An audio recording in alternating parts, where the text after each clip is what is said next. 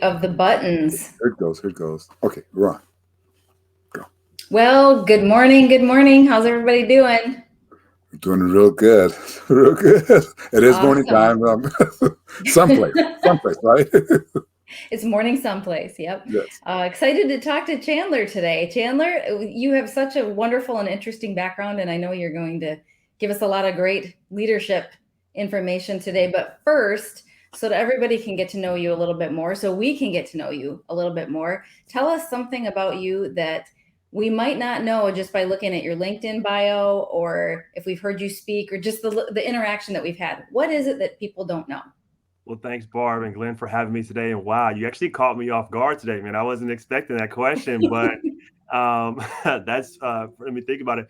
For me, I would say one of the biggest things that doesn't probably come across easily in my LinkedIn profile, or maybe not be the first thing I talk about in one of my speeches, is that really me being able to complete undergrad in 3 years, finishing that degree, and then pursuing my double master's, so one master's education and then master's in business administration within 2 years following that, while all playing collegiate basketball.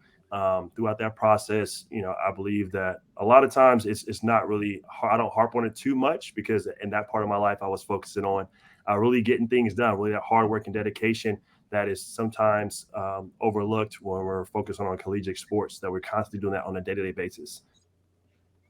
You working on collegiate sports, and you're a Division One basketball player, but it just dawned on me the power of finishing in 3 years. I tell people I was on the 5-year plan, and I wasn't playing any kind of sports, but you finished that, and you did the double masters. That takes a lot of effort. Was there any skill set that you brought over from being a D1 basketball player to those to help you get through that? For sure, it definitely was. From the literally the time crunch, as well as the structure that they were giving us, right? From the mindset we have as athletes, right? That we don't quit, that we know how to deal with adversity, right? So, for example, when a deadline's coming up and we have to finish an assignment, or, we have to crunch out, a project within the last few days, that's a piece of cake for us athletes, because we're used to crunch time periods where you have a minute, 30 seconds to score or get a stop or a defensive play. And that's a lot more stressful. You're physically involved. You might be physically tired, and those skills are very transferable, translate very easily over to the real life. Even to collegiate life, all the way to our work life, because having those situations where we're put under a very stressful environment, when we go into the workforce, we're used to it. We're ready. We're already being equipped, and those skills allow me to actually kind of put my hard hat on and just get to work in the classroom, but also on the court. And I definitely can say, when you have that structure, when you know you only have a certain time to study, when you have a certain time to eat, you're training for a certain time, you're traveling, that schedule really predicts and really allows you to kind of mold and to get everything done. Because when you have a lot of extra time, just that comes up, distractions seem to happen. You tend to procrastinate, and the next you're forgetting to do assignments. So that structure, the mindset, the coaching, the guidance, all from collegiate sports, did definitely help me, and sports throughout my entire life helped me actually get to where I'm at today. Wow. I have to love it, don't you? Love it. I'm just having a hard time even visualizing what that schedule looks and feels like, getting done in 3 years in addition to collegiate sports. I mean, that's a heavy load. It's a grind. It's So when you're grinding, I think all of us in our leadership journeys, we have seasons of life that are more of a grind than Hmm. others. And that's good when you are focused, and when you're trying to get to your end game or your end goal. What happens when, like, you take your foot off the gas, because sometimes you need to pull back and you need to see the bigger picture again. Yeah. So you were in a really focused season of your life to get to another level. What happens when you get to the level? How do you pause and look around? Like, how do you ever take your foot off the gas and not completely lose steam? Yeah, I think there's just levels for everything, right? And within life, we always have to take a time and just kind of evaluate where we're currently at, where we're going, and how we plan on getting there. And I had this analogy I was listening to yes other day. It was like, as you're trying to, propel, like let's say you're a rocket and you're going to the next atmosphere, you go into outer space and you're going up. Every single level requires something to be let go, right? Something to kind of, release in your life where you can actually propel to that next level. So in that period, when you're releasing something, you have to slow down, right? You have to evaluate what's needed, what's not needed, so we can speed up and hit that next atmosphere, right? So that's what leaders have to focus on is what do I need in life right now? What am I going? Because they always say elevation requires separation, right? So as you're going up, you need to be able to figure out what areas of my life I need to focus in on, which areas am I maybe strengths and weaknesses, maybe some type of SWOT analysis a little bit, but just be able to know it's okay to, and I would say it's okay to, and I think you should celebrate your victories, right, in those time periods, and then get ready for that next one. I feel like if you're constantly grinding, you eventually grind yourself out. But if you take a time to rest, recover, you're able to get to that next level even stronger. So I say, hey, celebrate the small victories, take your time to evaluate where you're at, and then start preparing for that next level you're trying to achieve. Mm. When you're working with people, though, it seems awfully hard to get leaders to decide to slow down and celebrate, and I hate to put it this way, in a healthy manner. How do you suggest that the leaders figure out how to celebrate in a healthy way? Yeah. That's a good one, Clint, because typically a lot of the ways people celebrate aren't the healthiest.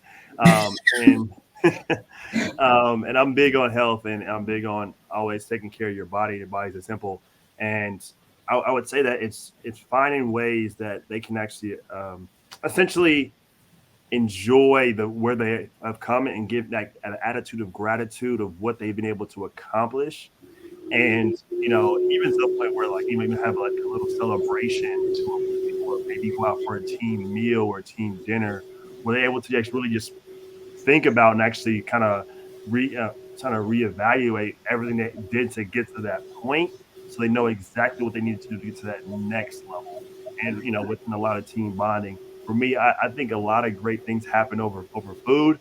So having a Hmm. meal and really being able to bring people together to kind of give grace of what you guys were able to do, have, like I said, the attitude of gratitude, and then start planning for that next stage, that next step in life. Find that kind of interesting. Which Barb? which season?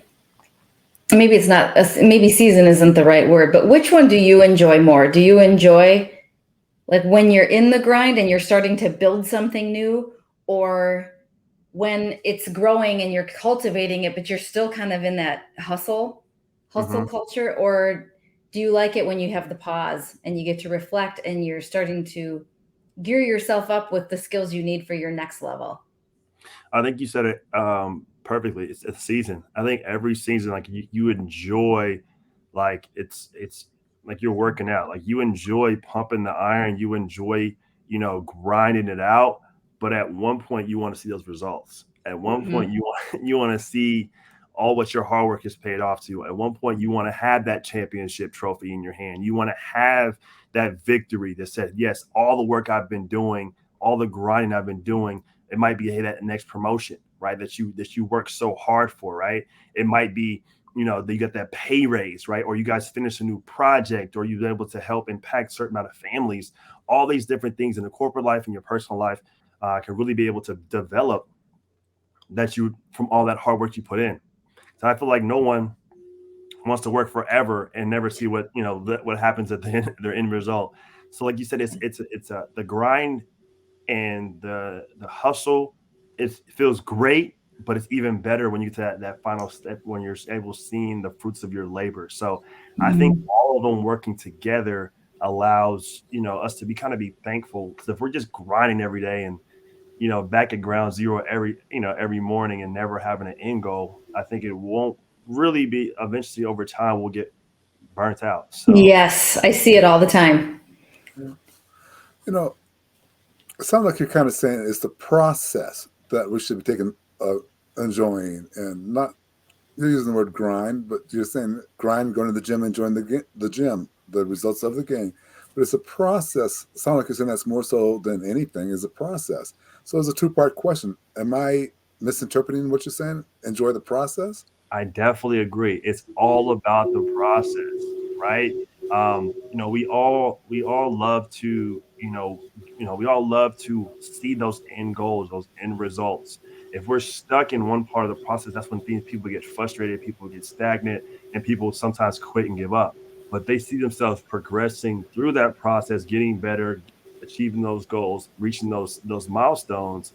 That's when people start getting those endorphins start going off, and they're feeling good, and that's for me. So it's like, we all love the process of getting better, and sometimes in life I believe that we're always in the process of getting better at something, and we should always be getting better at something, even if it's just 1% every single day. So here's the second part of that question. I know you're a big fan of the 7 habits of highly effective people. And I also know that you're a big believer in the second one, begin with the end in mind. Can you kind of balance that out for us? Begin with the end in the mind, but enjoy the process. Can you Yeah, balance that out for leaders? for sure. So no, before you even start, I've seen a lot of business say before you begin into business, know your exit strategy, right? That doesn't take away from every single step of the process of the connections you make, right? Or the laying the foundation, or building the business, or building your team. All those steps can be enjoyable, but before you even start that endeavor, knowing the end goal, right? Because the end goal is like, it's like the end of a rainbow, right? We're climbing the mountain, and we're trying to get over that mountain so we can get to the bottom of that rainbow. But the process of getting up that mountain, seeing those views, getting that fresh air, being at the top of the mountain, it's great. But the end goal is to get to the end of the rainbow. So I see it's a process, like process, right? Enjoying the progression, right? But at the end goal, being rewarded once you actually accomplish those goals and actually achieve the end goal that you set forth before you. So Chandler, you do a lot of corporate speaking, Hmm. and you're working with leaders at various levels in the audiences that you serve. What are you seeing out there right now? Like, how are you advising them? Is there a common theme that's running through organizations right now? Just kind of, what's the pulse? Yeah, right now, one of the big issues that a lot of corporations are having is the quiet quitting. Are you familiar with Mhm. that? Oh yeah, oh yeah. Yeah, yeah.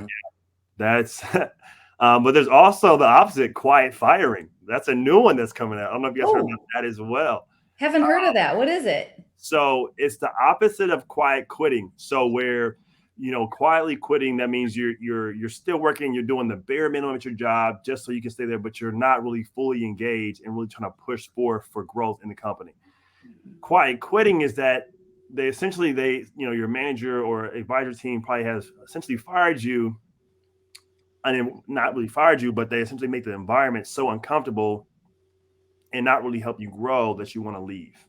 So it's like, we're not going to tell you you're fired. We're not going to actually say that we don't no longer want you here, but we're going to make these conditions very unfavorable for you, and we're going to make the situation not very comfortable for you, so you eventually just quit. That sounds awful. It, it's not the best thing. I wouldn't. I kind of frown upon companies that do that. So I'm big on communication, but yeah, those two things have been kind of happening recently with a lot of the shifts of things going on in the atmosphere right now. Wow. Well, what's your coaching for that? I mean, coach me. I'm a leader. I got 10,000 people working for me. That 5,000 are just doing it to get the paycheck. What's your coaching for me? The first thing I would do is figure out where, like, that gap is. There's a gap between getting your employees engaged and just having them there, collecting the paycheck.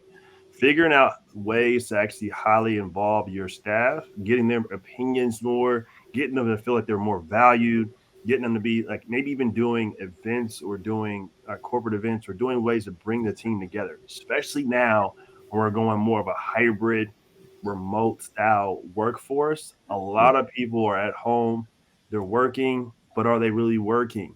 Right? It's a good to figure out ways to bring people together, have support groups, have groups that accountability groups where you can be able to put people together, make sure they're staying accountable, doing their job, feeling their voices being heard, really being able to actually get themselves to feel like they're actually being pushed and help to get to their goals. Because the only way that you can get someone to actually do what you want is to figure out what they want. If you're able to give them what they want, but essentially get that actually achieves your goal as well, that's where you're going to be able to start bridging that gap. And I say it's up to the managers to be sitting down with their team and figure out what the goals are for each individual, right? It might be a short term, might be a mid or long term goal that they each individual employee might have within the company, right? It could be a short term, like, hey, I just want to pay off this school loan debt. Okay, great. You're my, one of my mid-level sales, but if you're able to get 5 or 6 more sales this quarter, this is how much money you can be making. Let's actually help you to get there. Boom. Or it's like, I want to get that next promotion. I've seen that this could be this could really open up financially for my family. We'll be able to, take the extra vacation that me and my wife have always been wanting to go on to. Figuring out those little things and showing that you care and remember that people are people, not just numbers. That right there will change the entire ecosystem at your workspace. Because right when they say people don't care what you know until you know when they know that you care. Mhm. When you show that you care about them and them achieving their goals, man, sky's the limit. Wow. Wow. It's probably getting more and more difficult in this environment. I remember there weren't a lot of people that were extremely good at that pre-pandemic. In a Yeah. lot of the corporate roles that I had, it was already attention, and now we've, you know, kind of blown that up a little bit, and we've added some layers of complexity to it while another generation has entered the workforce in the meantime. So there's a lot of individual needs that I think a good thing that came out of it is we're open about it and we're talking about it and we can bring our whole selves to work. That has its challenges as well for leaders in particular, but I'm glad that you are coaching them away from quiet firing. Immediately, the first thing I thought of was that's a lawsuit waiting to happen, because if they're doing something passive aggressively or I mean, I don't know. There's so many layers to that. It could really be a dangerous area of trying to make someone not feel good at work. And Yeah. yeah, there could be some legal issues there. But how do you match that up with your own corporate career prior to your current role? Because once you finished pro basketball, you entered the workforce as well, and you kind of just found your way into some really interesting doors that you managed to open. And were those good leadership lessons, bad ones, somewhere in the middle? Yeah, I would say both, right? So, from a lot, I went through so many different coaches before I got to the corporate world. I learned all the what not to do with leadership and what not to do as a coach and what to avoid. I actually, for one part of my life, I was so disgusted with poor leadership from my coaches that I had in the past. That I didn't want to do anything with coaching, right? I didn't want to even touch coaching because I seen how bad it could be.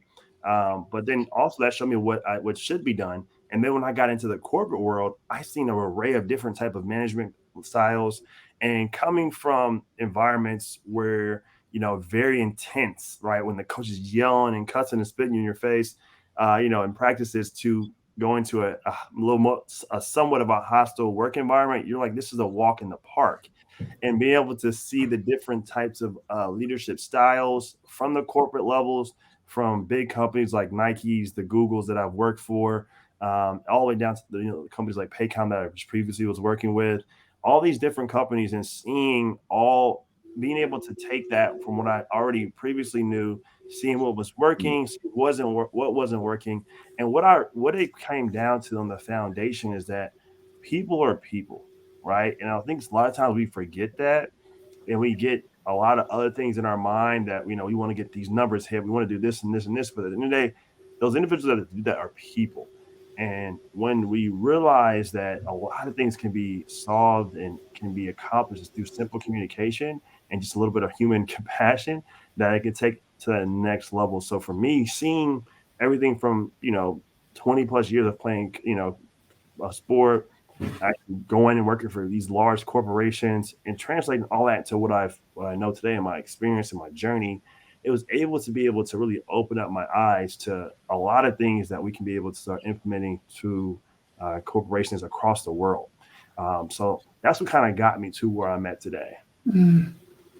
When you bring your skills to the table, and you identified the quiet quitting and the quiet firing as big issues, I would imagine though for a leader is more of the quiet quitting because they're going to blame the employees. For sure. Um, what? How do you bring your basketball life into that, or do they listen to that? Well, let me rephrase the question. All right, I got the issue now. It's not me wanting to fire people. It's just they're not putting in the effort, quiet quitting. And your suggestion is for me to understand them first, put out first to see where they're at. Is that how you're suggesting I handle that for a little while?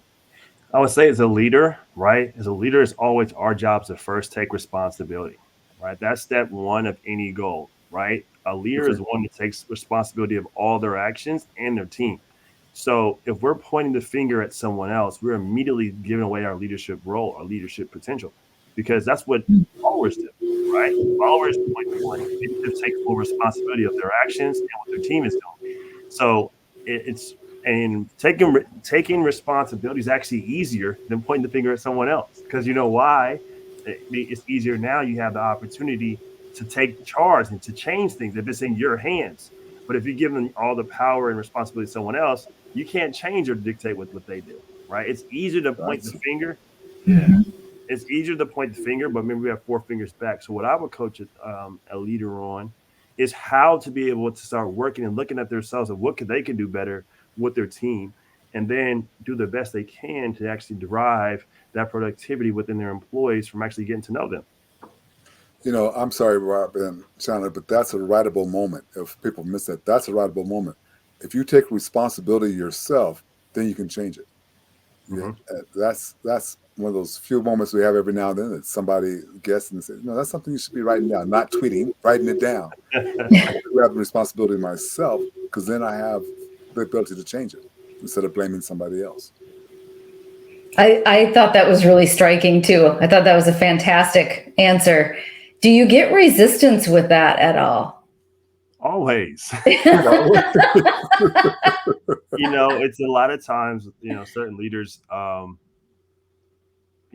think they're ever wrong.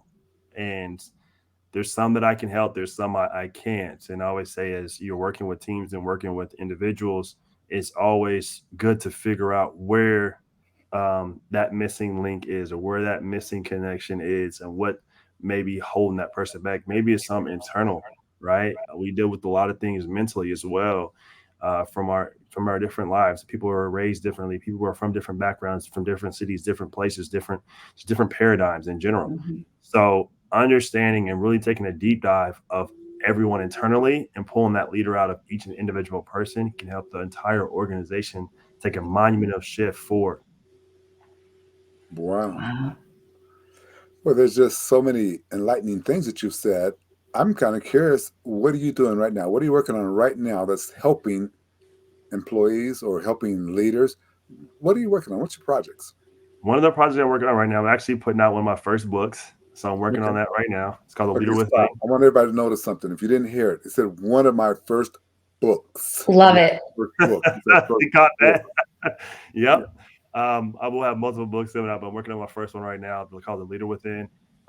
It's essentially a step-by-step guide of how to take any and transform any employee into a leader, maybe mid management level, all the way up to executives in the company. Really, the biggest part of the book is talking about how that you as an individual have to lead yourself. You might not be leading anyone else, but as long as you're leading yourself, that's the first step into leadership. And sometimes we only need people to be level one leaders, right?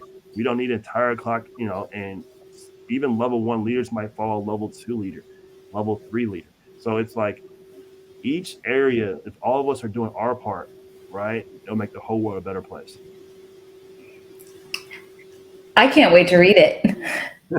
Yeah. You're so right. Mhm.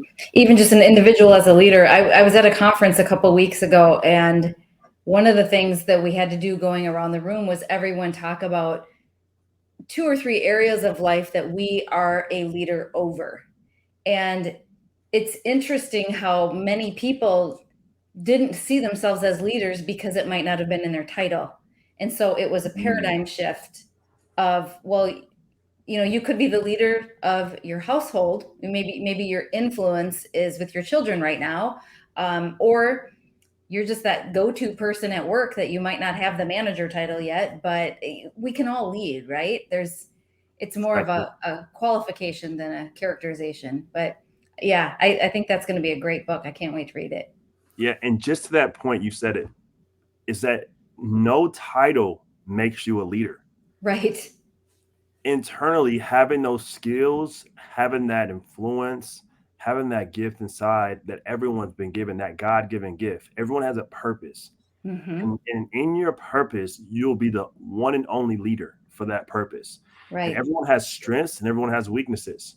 And my strengths might not be the same as yours, but your weaknesses might be my strength and my weakness might be your strength and vice versa. So that's when I say collaborations are most powerful, when we can identify where we're strong at and figure out everyone else around us that's stronger than us in that particular area, so that we all can focus on our strengths and then lean on the other leaders who have those strengths which are our weaknesses, so we can strengthen those up as well.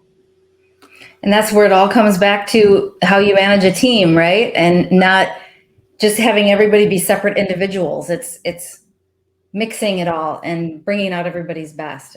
Good stuff. Good stuff, Chandler. This has been so fun to talk to you.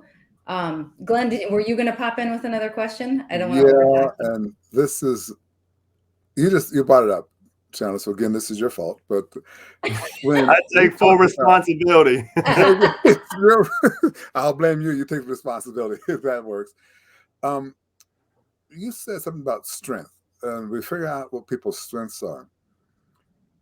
To be honest, I kind of feel like that's kind of a cop-out, because I look at, I didn't play professional sports, and I don't know what that's really like, but I look at the people who are successful in it, like you were, like, some of the big superstars. They knew what their strengths were, but they didn't work on the strengths. They worked on the weaknesses. Well, what do you think? Am I off base when I say that? If I am, coach me up on it. No. So look at let's talk about the NBA for a second, right? Okay. Every player has a position and a role that they're paid to follow, right? Everyone can't be LeBron James, right? We can't have 5 people trying to score the ball, right? All 5 need to be able to know how to score the ball, but you have one guy that's going to bring the ball up the court. You have another guy that's going to shoot, another guy's going to pass. You have some people blocking out down low, trying to get the rebound, posting up, setting screens. Everyone has a role, right? And even though we want to focus on our strengths, but like I said, leaning on our weaknesses allow us to strengthen our weaknesses through other people who are better at that. For example, right, LeBron James worked out with Kareem on the hook shot, right? LeBron James, you don't see him shooting the hook shot a lot, but he digs. That's one of his weaknesses, right? You see people, working with people who are better at that specific area in their game, right? To actually get them to that next level, right? They might not use that weakness a lot, but they want to strengthen it up. They don't want that weakness to be their Achilles heel, right? Where they're going out and training. So yeah, you focus on your strengths, but you also have to strengthen your weaknesses. You don't want to be too weak in any area, especially if that's, what you're working on getting better and you're getting paid at that particular thing. You don't want to find any, any dents or any holes in your armor when it comes to battle, when it comes to war. So I would say definitely, focus on your strengths, but in the meantime, strengthen those weaknesses as well. Wow, love it. Barb, I have one more question, but do you have another one? No, you keep going. Refer to me. So here's my other question. Here's my question for you. What questions did Barb and I miss? We should have asked you that we didn't ask you. What's that question we should have asked you, but we didn't ask you? Well, that's a good question. One question that comes to the top of mind is that you guys kind of mentioned it before, but what am I doing, or what am I ways I'm actually improving, or taking companies to that next level? Things that I'm doing differently that set me apart from everyone else. Like, what is that unique factor, or something that I'm doing differently? That's what comes to the top of my head right now. Darn good question. I like And that question. Give us an answer. yeah, and for me, one of the things that makes me very unique, right, outside of my background, is essentially where I'm at in life too. A lot of times I'm going in and speaking, right? There's a lot of times speakers come into most organizations, they're gray haired, right? They're a lot older. They're on a far end of the spectrum, right? But me, I'm being right in the middle. 30 years old. I'm not too far from the younger generation. I'm not too far from the older generation, where I'm able to connect with both. And my calling card is how I can connect entry level employees with top level executives, right? Where you have baby boomers and Gen Alpha, Gen Beta coming in, right? Where all these different generations are able to connect. And I'm right in the middle. So I was able to grow up within social media time frame, but also been able to learn how to send emails and start type on the computer before it was a big thing out. So all those different things I experienced being at that very middle point as a millennial, and me being able to connect entry level people that really want to connect with entry level employees and show them how to be a leader, but also connecting with leadership and showing how to go back and actually re-engineer how they were taught and how they were brought up, from the new things that are happening with technology and social media and all those great things. So for me, I think I'm a very sweet spot for many organizations. And we're at this huge, precipice right now where companies are trying to keep employees and really be able to connect with their employees and build that employee engagement. That's where you bring me in. Love it. Love it. Absolutely love it. I love it too. And I love that you've honed in on that being your superpower, because when you can play across a broad audience and all of them can see some element of themselves in you, you can have a huge impact. And I have no doubt that you do. Thank you. Yeah, I thank you for taking the time. I know you're busy, and we want to be respectful of that time, but I thank you for the time and for the lessons. I think I learned a lot. Well, glad to help. I was just sharing what I know from other leaders ahead of me who taught me that, put me under the wing, and I'm just sharing what they taught me for the next generation to come behind us. Yeah, so I'm going to ask you, if you will, just hang out in our green room for a couple minutes while Barb and I talk real quick. But can you hang out so we can say goodbye after we finish? For sure. Okay, it won't be too long, 2 or 3 hours. No, I'm just kidding. Right. Have lunch or something that long. Yeah. Again, thank you. Here we go. Wasn't that fun? On occasion, we hit somebody who's fun, intellectual, brilliant, and has a viewpoint that is just like, I got to write that down. I got to remember that. The ideal, so many things he said. I mean, I pointed out, begin with the end in mind. But he also sat on the fifth habit of highly effective people. Seek first to understand, then to be understood. He didn't frame it that way, but you could tell he read the book, because that's kind of, what this is all about. Just a powerful lesson today, I think. I can imagine just him on a much larger stage and the energy that he would just project, and the lesson. What a dynamic speaker and a very cool guy. There's so many things I can't even nail down. Like, he would say something and I'd think, oh, I got to bring that up later. There were too many of them for my brain to keep track of. There was a couple of them that just, and good thing we have the tape, because we can go back on the tape. Yeah. But, one thing he talked about, and I talk about it in my keynote, is spaceships take off. They all have to reach a certain point where they have to throttle back down, relax, and check out where the view is, but they never look backwards. And I said, that's kind of the way humans should operate. We have to, we could be headed for our goal, but sometimes we have to throttle back so the pressure doesn't tear us up. Right. And then not look backwards. So, like you said, get a different view. I thought that was a brilliant thing. I think we're going to get a lot of good writable points out of it. I certainly hope that he uses it, because I think people need to hear him in a conversation as well, to say, hey, bring him out.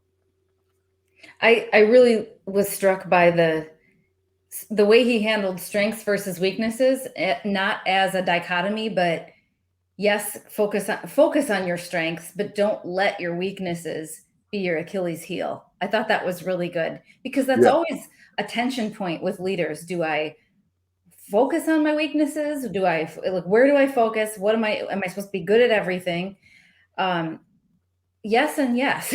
Yeah. Don't exclusively focus on turning weaknesses into strengths, but at least strengthen them enough that Well, they aren't the end of you. So I thought that was brilliant. there's an analogy with LeBron James and Kareem learning how to shoot that hook shot. Yeah, that was great. Even though I don't follow enough basketball to know whether he uses it or not, but he said on occasion he'll use it, so he has it. Yeah. Put that iron in your golf club for that sports analogy. Have that ability to swing that 7 hours, shoot that hook shot. That's a great lesson.